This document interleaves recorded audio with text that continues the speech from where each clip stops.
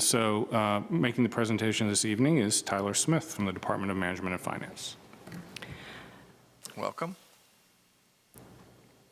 Good evening. This presentation will give a quick summary of the county manager's closeout recommendations. Again, the fiscal year ended with a balanced budget.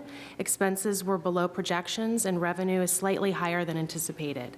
In total, we ended the year with $186.4 million in fund balance. Overall, fund balance has declined since FY 2014, reflecting a tightening between budget planning and execution. On the graph on this page, the blue bar represents restricted funding, which this year comprises 94% of total year-end fund balance. This restricted funding includes reserves, legally restricted monies, and other funding designated by the county board. Departmental savings can vary from year to year, and these savings contribute to year-end fund balance. Savings can be influenced by specific events such as bad weather, staff vacancies, or changes made to the original budget plan like imposing or lifting of a hiring freeze. For the last 5 years, county operating savings have ranged from just over 1% to approximately 3.5%. It's important to note that savings do not occur in the same department or programs year over year. In FY17, departments ended this year with just $5.3 million in savings after adjustments for unspent grant funds.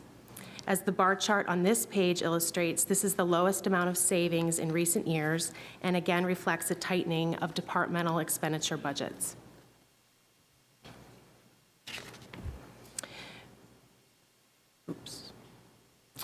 Revenue above projections also contribute to year-end fund balance. This slide illustrates how tax revenue varies from the third quarter projections estimated in early spring.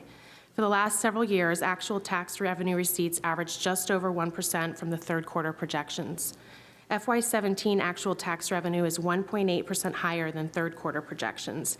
However, this variance drops to 1.3% when we exclude the revenue from the tax rate increase that wasn't assumed during third quarter FY17.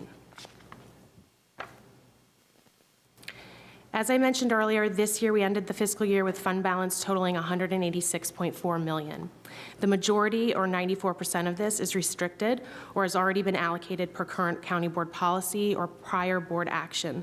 These restricted balances are carried over and allocated to the following fiscal year. For example, maintaining appropriate reserves are critical to the county's AAA rating. We carry over our reserve balances to the following fiscal year and increase funding to maintain a 5% general fund operating reserve. We continue to maintain our commitment to schools, carrying over unspent school balances into the next fiscal year. Funds designated for affordable housing and other restricted monies are designated to the following fiscal year. And lastly, there are projects which the county board has taken action on or appropriated to the following fiscal year.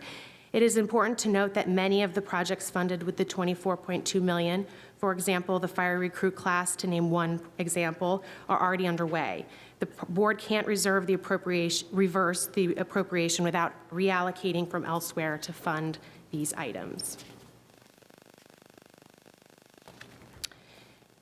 After carrying over reserves and other restricted funding, there is approximately $11.1 million available for other uses.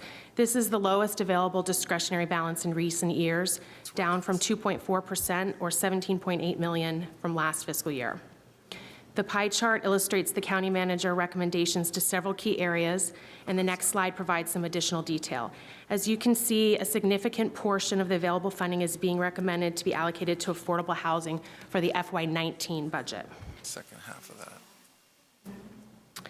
As I mentioned, $5.2 million is being recommended to be set aside for AHIF funding for the FY19 budget. For comparison, in FY18, AHIF one-time funding totals $10.1 million.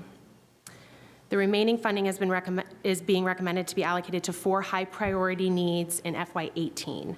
$2 million is recommended to fund critical life safety needs. A review of critical security systems at the Justice Center determined that some systems need to be updated immediately to provide continued safety and access to the detention center and court buildings. $1.75 million is recommended for employee compensation. This funds several position classes in public safety that were reclassified to reflect changes in federal law. This will pay for the retroactive aspect of these changes. $1.25 million is recommended to fund an operating contingent. This contingent is needed to address unforeseen needs such as unanticipated litigation, unexpected special projects, or the possibility of employee incentive packages to assist in balancing future year budgets. And lastly, $0.9 million for facility needs to follow up on the work of the Joint Facility Advisory Committee to fund additional site analysis at the Buck and Carlin Springs sites as directed by the board. This slide presents an alternative option for the county board's consideration based on guidance the county manager received during the FY 2018 budget adoption. The option on this page leaves $5.2 million unallocated for the county board to consider during the FY19 budget process. The county manager is recommending the county board continue to fund the 4 high-priority FY18 needs, which include the critical technology security upgrades required at the courts and detention center, the public safety position reclassification, the county manager operating contingent in order to address unforeseen needs for FY18, and facility studies to continue the work at the Buck and Carlin Springs sites.